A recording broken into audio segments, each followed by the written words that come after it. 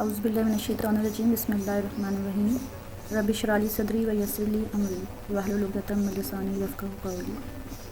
Parts of speech में आज जो टॉपिक हमने डिस्कस करना है वो है verb.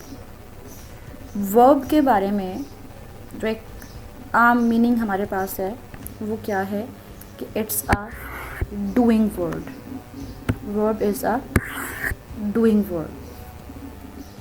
What do you do? Whether you do something mentally or it's physical or it's a state of being.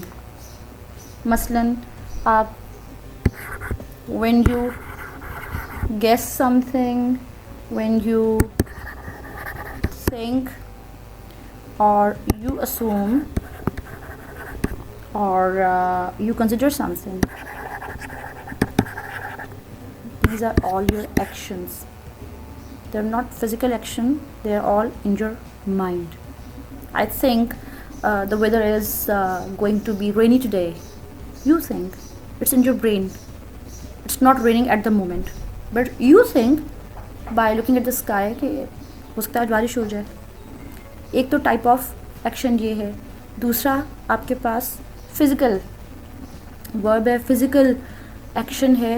वो क्या है? For example you run, you sleep, you eat, you study, and anything that you actually do, that you physically do, that involves your body movements, sit, stand, any physical state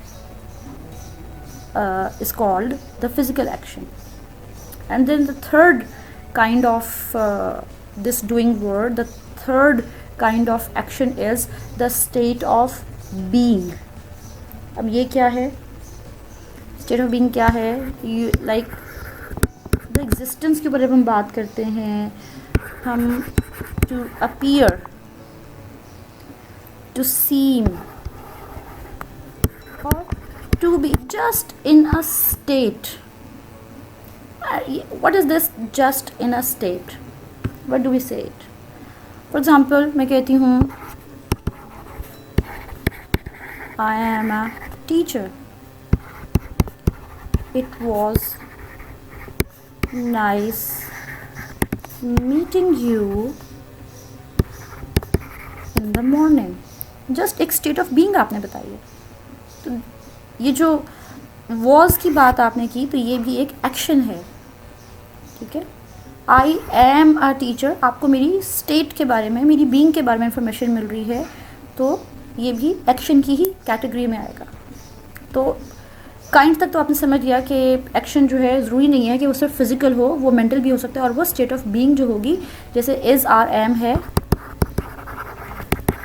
ठीक है, will be, will have been, ये सारे जो हैं ये भी state of being को जब शो कर रहे होते हैं तो ये पार्ट्स ऑफ स्पीच कहलाते हैं। अच्छा सॉरी, वर्ब कहलाते हैं। फंक्शन क्या है? फंक्शन क्या है? आज का लेक्चर सारे पार्ट्स ऑफ स्पीच में सिर्फ और सिर्फ वर्ब पर है। Why? Because of the function. इसको मैं 5 स्टार दे रही हूँ। Out of all the parts of speech verb is the most important one. Why? आगे जाके जब हम सेंटेंस के टाइप्स पढ़ेंगे और जब हम टेंसेस के बारे में पढ़ेंगे तो आपको पता चलेगा कि वर्ब जो है वो तो किसी भी सेंटेंस में बैकबोन की हैसियत रखता है। वर्ब नहीं है तो सेंटेंस ही नहीं है। वर्ब नहीं है तो आपको कभी भी ये नहीं पता चलेगा कि ज़माना क्या चल रहा है, प्रेजेंट है, पास्ट है, फ्यूचर है, कहाँ की कब की बात कर रहे हैं हम, या वॉइस क्या है, एक्टिव है या पैसिव है, किस तरह की वॉइस है, एंड मोस्ट इम्पॉर्टेंटली मूड क्या है। आपने टेंस और वॉइस के बारे में तो सुना होगा, पढ़ा भी होगा। आज जो नई बात हम कर रहे हैं वो ये है कि it's the verb that defines the tense and that defines the voice and that defines the mood. What is mood? Mood is actually the form of the verb that takes to show how it is to be regarded. कैसे? It can be a fact, a command, it can be a wish,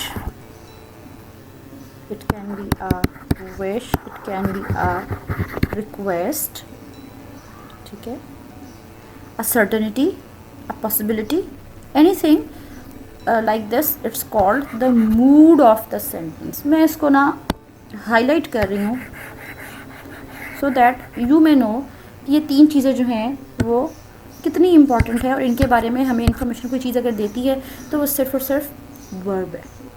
alright.